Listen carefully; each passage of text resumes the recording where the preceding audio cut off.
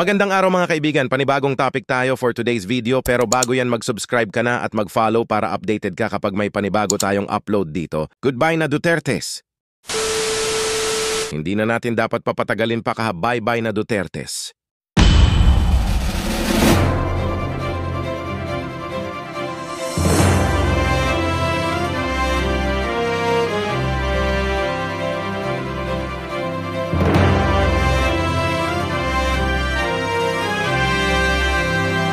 Dahil ibinunyag ka na ni dating Senador Trillanes, gusto mo palang patalsikin si Bongbong Marcos. Ngayon ibinulgar na ang baho mo. Bye-bye na Tatay Digong, never to Duterte again dahil minalas na talaga ang ating bansa. Palihim kasi na magnakaw na ko po. Tapos gusto pa niya tayong ipasakop sa China, grabe, di ba? Wag na hayaang magpalinlang pa sa mga Duterte na yan. Tama lang yan, bye-bye na.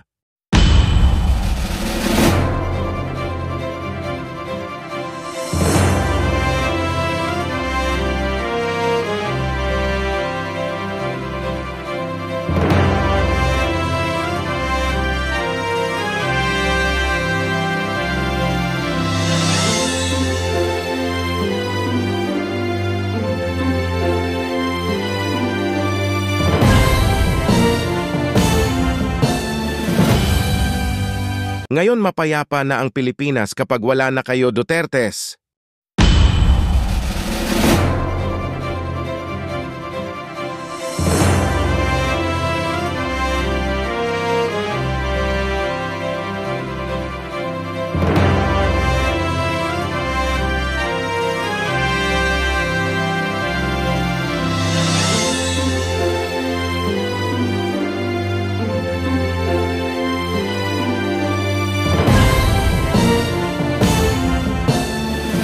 At yun na nga ang topic natin sa video na ito. Ikaw na nanonood ngayon, anong masasabi mo?